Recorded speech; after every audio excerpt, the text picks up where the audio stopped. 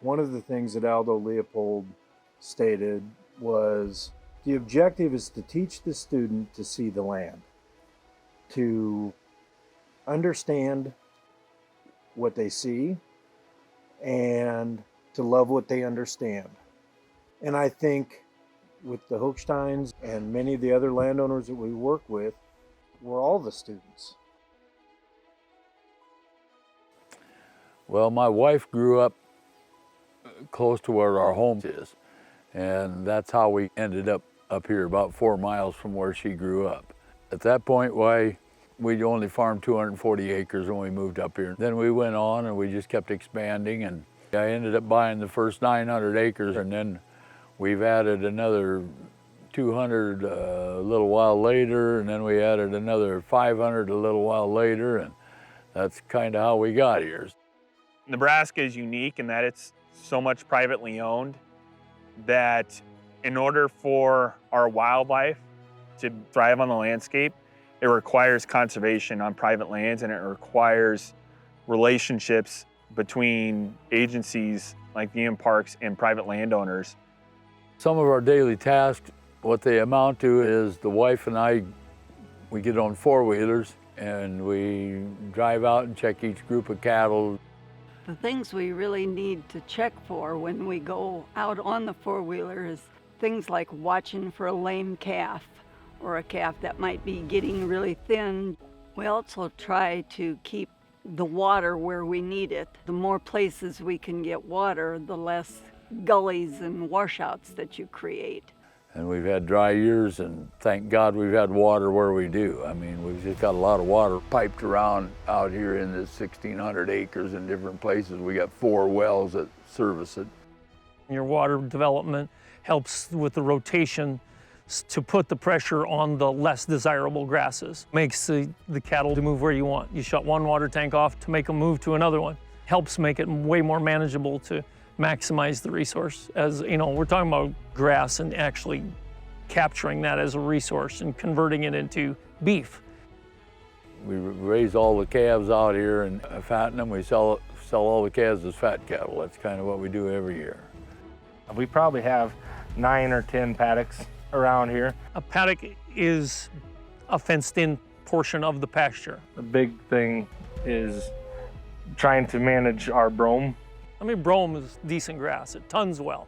It's just the quality isn't quite there that there is in some of the other more native grasses that are out here. The cedar trees get less of an issue. The hope is that rather than dumping the cattle in the same spot and doing the same rotation every year, I can actually change the rotation. You're trying to promote a diversity by putting pressure at different times on those different species. Otherwise, you'll end up with more of a monoculture in certain paddocks, and you'll be stuck trying to utilize that at a given time of the year. The work out here started with a conversation between Marv and Scott, and it quickly grew to include the Natural Resource Conservation Service, Northern Prairies Land Trust, Pheasants Forever. Everybody has common interests out here, whether that's cows or wildlife or the plants. Everybody can get behind some common practices that benefit all of those. We had 40 acres on the front of the pasture that we needed to do yet. And the Game and Parks guy, Scott, drove in and he said, "We can help you with that. They come in and do some cost share with it because it makes it affordable, because it's not a cheap project clearing that much land." The reason that we spend as much time as we do working with landowners like Marv and the boys is there's a lot of common ground that we share. These grasslands are becoming increasingly rare, and you know, we face some mutual challenges. In this case, we've got a lot of eastern red cedar that have moved into the grassland that reduces the capacity for you guys to run cows. And at the same time, it reduces the available wildlife habitat. Our cedars were choking out our native grasses and the viability of us even grazing the landscape over time. And with their help, we were able to reclaim what was here. We went at it hard. It took us about 3 years to get it. But it's a paddock again that will actually raise cattle and has a healthy grassland in there. A big portion of what we're going to do long term is the burning. Without that burning, it's an uphill battle. And there's a lot more that goes into doing an effective and safe burn than most people realize. It's not just light a match and watch it go. It is a conservation effort, and it can be done very safely if the proper steps are taken, and it's necessary. It is necessary in order to control the trees. If you strictly mechanically clear, they're dropping seeds at their own base. So you go clear one, all of a sudden, there's probably 60 that germinate for every one you cut down. You made an even denser carpet that is even less manageable if you don't do something like manage it with fire. Burning can be scary, but at the same time, once you've done it a few times, you have the right guys out here, the right equipment, it's really manageable process. Getting rid of the cedar trees and opening things up, having big expanses of grassland are mutually beneficial to wildlife and to the landowner as well. When we complete practices like we clear cedar trees or we do a prescribed burn, there's additional management that needs to happen after our big intervention practices. We have other issues that we have to address and that provide challenges. Well, one of the challenges that you have that's almost unpreventable is weed pressure. When you clear those trees and do all that, the first thing you have is weeds. The real aggressive part of the cedar tree, yeah, they grow and they shade, but they're constantly dropping needles. When those needles break down, they change the pH of the soil. They make it very, very hard for the grass to even go. As we clear, some of the first things you see come up are more weeds until the pH becomes more balanced.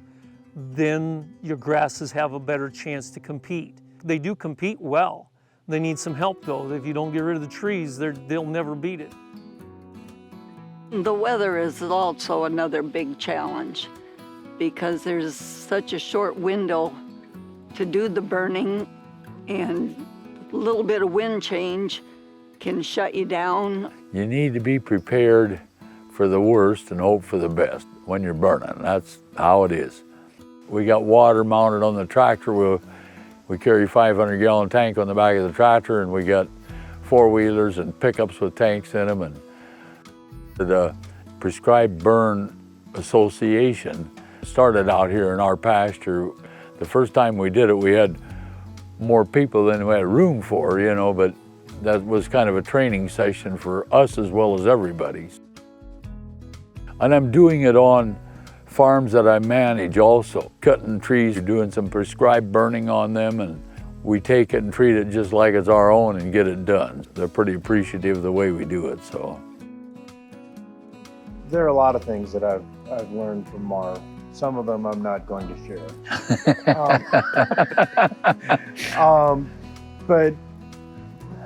But most importantly, from the very first time I met you, you were trusting. That's pretty rare these days, to put things into somebody else's hands and say, I trust you to help. Well, I got to make a confession right now. I knew that Scott had a lot more education in that field than I did, so I could use it, okay? As far as working with Scott and Kyle and Cassidy too, it's a big joint effort really over quite a period of time. It's kind of evolved to Burn Association. It makes some family community, and it's nice to be able to lean on the Game and Parks. Scott Wessel called me up and he goes, "So how you doing over there?" I said, "Oh, we're working." And 20 minutes later, and he showed up out here, and we were able to, you know, make a joint effort and come up with a little better plans. There are people that are willing to help, probably in every county, paying them already through the tax system. So you better look at it like you're hiring them anyway. So for God's sake, ask for their help. You just have to look at the end results. That's Yeah, probably tells you more than talking. I think seeing the results of those burns has really helped it become accepted, because the results are visible to people who drive by, on the road, and they can actually see there's healthy pastures there. It's not gone, it can be reclaimed. There's a lot of pride on their part in seeing what aggregately we've accomplished. Now, we probably couldn't have done it without them, and vice versa. They probably couldn't have done it without us. Each landowner is a little bit different. Each piece of land is a little bit different. But this is just a lifelong learning process of us trying to find ways to do things that benefit the land, the wildlife, and the people that make their living on it. The victories, seeing the front pasture after we had cleared it and burned it, and we had a really good year. From the road all the way in, the grass was as high as the pickup windows, top of the pickup windows. It was like driving Through a forest of grass. Yeah, made you think of going out on the plains and just all you could see was the grass. There's still trees out there. As we clear trees, we're still leaving hardwoods. So it was nice to see it come back to life. We didn't go out and seed grass. We gave the grass a chance again to come back. And remember how the big blue stem came back? I mean, it was that tall, and it looked like a completely different piece of ground. We have more wildlife than we had before, just because it seems like they like the hardwood areas more so than all those cedar trees. Even to the point to where one day we got a picture of an elk out here. And yeah, we got a little bit of mountain lions out here too. We hear them and we've seen them a time and again. Marv's always had an appreciation for wildlife, but I remember when you first saw the prairie chickens out here, and didn't know what they were. You didn't know what they were. I'm out here on the road and I'm like, what in the heck is this? I stopped, so I called a pretty avid hunter. I said, I'm sitting here and I'm watching something I don't know what it is. Kind of like a pheasant, but it's strutting like a turkey. Oh, he said, do you know how long people sit to wait and get a picture of that? He said, you got a camera? Oh, okay. I said, well, I don't have a camera with me, Mel, but it is pretty neat. Our grasslands are in decline all across the Great Plains and locally here in the Verdigris-Bazile biologically unique landscape.